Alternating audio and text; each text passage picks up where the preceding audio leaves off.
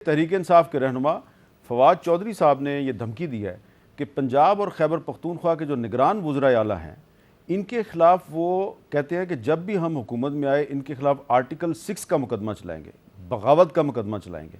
इसका मतलब यह है कि उनको अभी तक नज़र आ रहा है कि हम दोबारा कभी ना कभी तो हुकूमत में आएंगे। क्या कहा ज़रा उनकी अपनी ज़ुबान में सुने। जब भी हमें मौका मिला, सीएम पंजाब मोहसिन नकवी और खैबर पख्तूनख्वा के चीफ मिनिस्टर इनको आर्टिकल 6 में हम ट्राई करेंगे, इनकी काबीना को आर्टिकल 6 में ट्राई करेंगे, क्योंकि 90 दिनों के बाद आप जिस तरह से वो एडमिनिस्ट्रेशन कर रहे हैं, जिस तरीके से वो चेक्स जारी कर रहे हैं, ये सारे इनके पर्सनल अकाउंट से जो है वो निकलने हैं। इनको कोई हक नहीं है पाकिस्तान के आइन में कि ये हुकूमत करें। जी मलिक अहमद खान साहब, फवाद चौधरी साहब कह रहे हैं कि चीफ मिनिस्टर पंजाब और खैबर पख्तूनख्वा के ख़िलाफ़ बगावत का मुकदमा कायम किया जाएगा। कोई कानून के तहत ऐसा हो सकता है? मैं जस्ट फ्रस्ट्रेटेड है। मैं तो हैरान हूँ कि आपके प्रोग्राम में ये बात कैसे इसको वो मिल गया, लेकिन चलें खैर एनीवेज, क्योंकि अब आपने कह दिया तो ये बिल्कुल एक नॉनसेंस बात है जो फवाद कर रहे हैं। इसका क्या ताल्लुक है?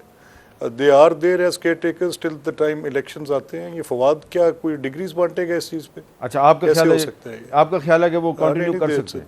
आप क्या कहेंगे? It's absolutely rubbish what is saying. Salman साहब, आपका क्या ख्याल है? 90 दिन के लिए आइन तो ये तसव्वुर नहीं करता कि 90 दिन के बाद कोई केयर टेकर होगा और इलेक्शन नहीं होगा, लेकिन अब चूंकि इलेक्शन नहीं हुए, किसी ने तो इंतज़ाम चलाना है सूबों का, इसलिए वो चला रहे हैं। तो जब तक कोई अदालत उनको नहीं हटाती और कोई मुतबादिल अदालत हटा सकती है। देखिए, अभी मुश्किल एक बात होगी। अदालत गए तो हैं लोग, अब पिटिशनें सुप्रीम कोर्ट में भी हुई हैं, गालिबन आज पेशावर हाई कोर्ट में भी हो गई है, लेकिन उसकी जगह क्या आएगा, कौन सा निज़ाम आएगा? आइन तो यही तसव्वुर करता है कि 90 दिन के अंदर इलेक्शन हो चुके होंगे, हुकूमत मौजूद होगी, अच्छा मुंतखब। अब चूंकि आइन से इनहराफ किया गया है, उस इनहराफ के बाद 10 और इनहराफ होंगे। अब ऐसी सूरत में हम एक नो मैन्स लैंड में हैं।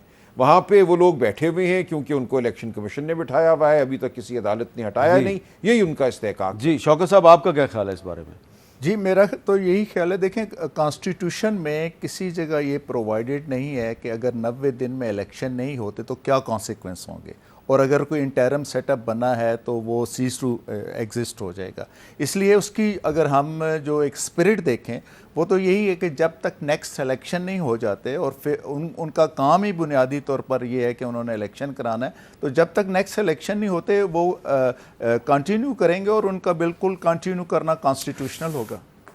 आपसे शौकत अजीज सिद्दीकी साहब, क्योंकि आप यहाँ हमारे पास मौजूद हैं, आपकी मौजूदगी का फ़ायदा उठाते हुए मैं पूछना चाहता हूँ कि कल अरशद शरीफ का केस लगा हुआ है सुप्रीम कोर्ट में।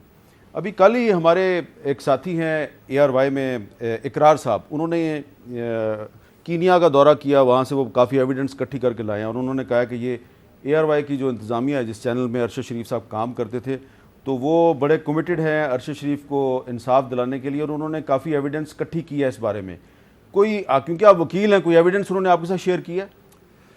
जी मीर साहब, बदकिस्मती ये है कि ये जितना सेंसिटिव और डेलिकेट केस है ना, उतना ही इसके हवाले से इर्रेस्पॉन्सिबल मुख्तलिफ जगह से हमें बिहेवियर का सामना करना पड़ रहा है।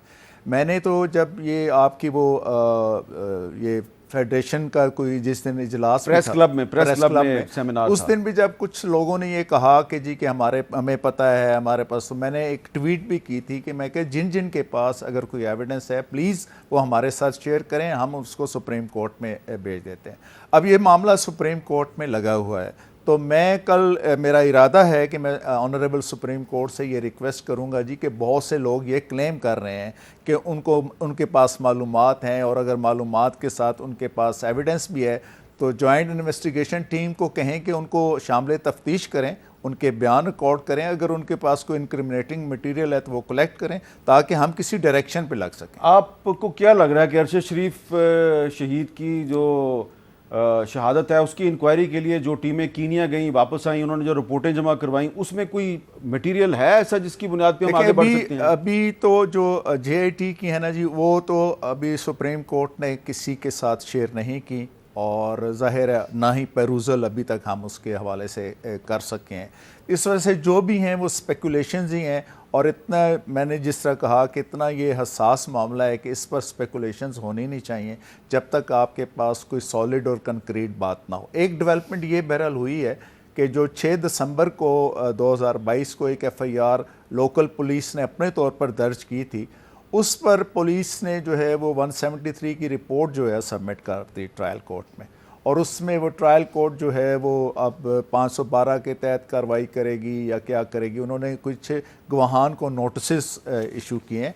तो अब हम कल सुप्रीम कोर्ट के सामने ये बात भी एस्पेक्ट भी रखेंगे कि आप, चूंकि सुप्रीम कोर्ट ने सर्टेन डायरेक्शंस दी हुई हैं, ठीक है, और लास्ट ऑर्डर में ये भी था कि हो सकता है हम इसमें जुडिशल कमीशन जो है वो कॉन्स्टिट्यूट करते हैं। जुडिशल कमीशन जो है वो तो मेरे मामले में भी बना था, उसकी सरबराही चीफ जस्टिस साहब ने की थी। 9 साल गुजर गए, आज तक रिपोर्ट नहीं आई।